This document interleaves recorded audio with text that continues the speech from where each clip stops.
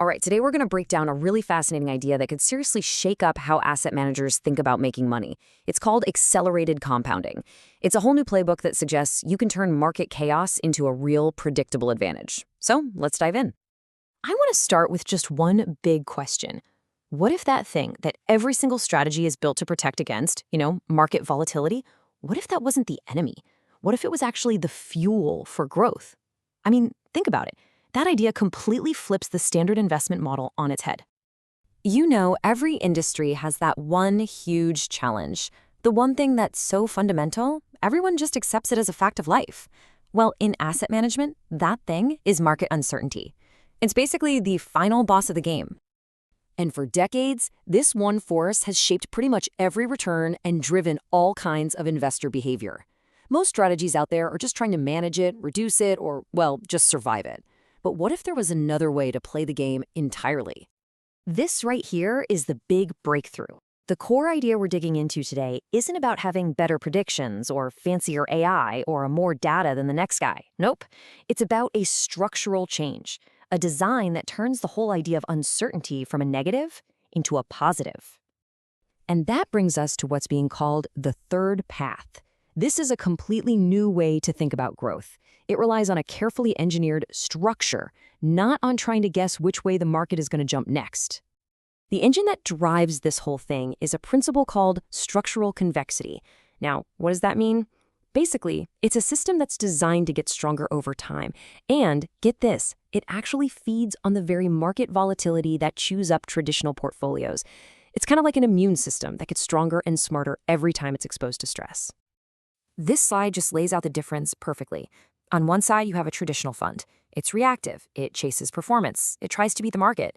But on the other side, you have this third path. It's totally different. It's engineered from the ground up to create a very specific outcome, almost like a machine built for one purpose. And to give you a sense of just how rare this is, there are really only two other famous examples of this kind of structural compounding. You've got Berkshire Hathaway, which brilliantly uses insurance float as its structural edge, and then there's the legendary super secretive Rentex Medallion Fund. This new model is being positioned as the third in that elite group, and, crucially, the first one designed to be accessible to other asset managers as a service. So the big question is, how does this engine actually run? Well, the whole process is broken down into three pretty distinct phases. Okay, so first up is the discovery phase. This is where the system's most important number, the profit-to-loss ratio, or PLR, starts to take shape. Next, it moves into stabilization, where that ratio finds its sweet spot. And then, finally, you get the harvesting phase.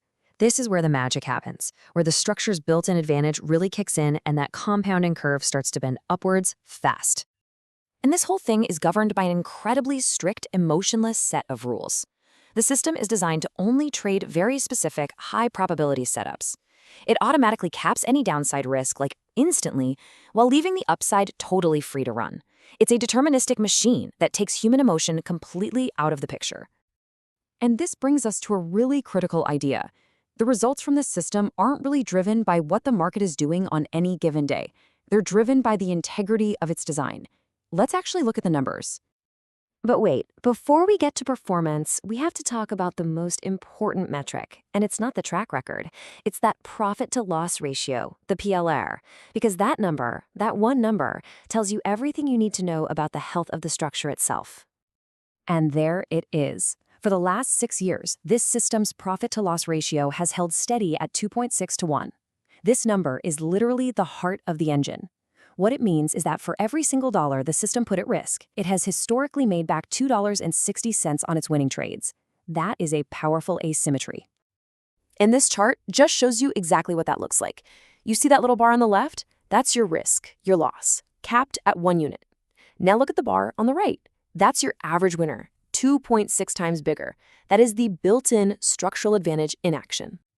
And of course, an asymmetry that powerful translates directly into performance. Over the last 5 years, annualized growth has been anywhere from 10% to 43% in US dollar terms, just depending on the risk level somebody chose. But the really key thing here is the consistency of those positive returns, year after year, no matter what the market was doing. So you might be wondering, why the Forex market? Well, it turns out it's almost the perfect playground for a structure like this. It has incredibly deep liquidity, which makes it easier to protect the downside. And at the same time, it has all this natural volatility, which provides the constant fuel that this convex engine needs to run.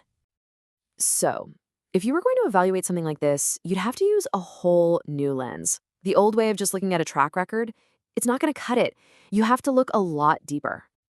And here's the key takeaway on that. A track record just tells you what happened in the past, but understanding the structure, that explains why it happened, and it gives you a logical reason to believe it'll keep happening.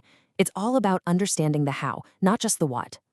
So how can you actually spot a true structural advantage out in the wild?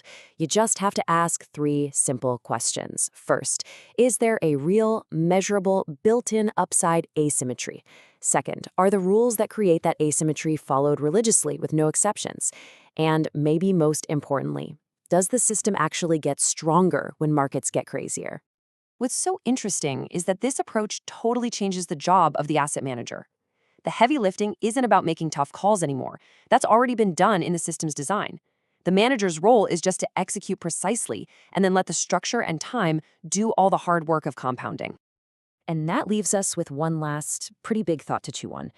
We just walked through how an engineered structure can actually harness uncertainty in one of the biggest markets in the world.